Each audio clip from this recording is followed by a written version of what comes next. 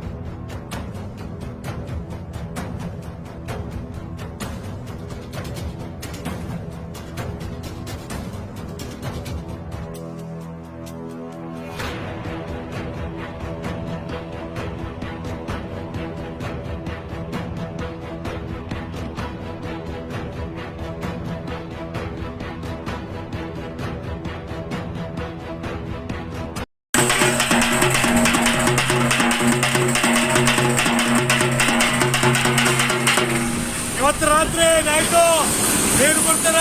ಹೊರಗಡೆ ಯಾರು ಹೋಗ್ಬೇಡ್ರಿ. ಆಡಾಗಲಿ ದನ ಆಗಲಿ ಹೊಡ್ಕೊಂಡು ಹೋಗ್ಬೇಡ್ರಿ. ಮೋಟರ್ ಗಿಟ್ರೆ ಏನಿದ್ರು ಕರ್ಕೊಂಡು ಹೊರಗಿಟ್ಕರಿ. ಇದು ಸಣ್ಣಪುರ ಗ್ರಾಮ ಪಂಚಾಯತ್ ಪ್ರಕಟಣೆ.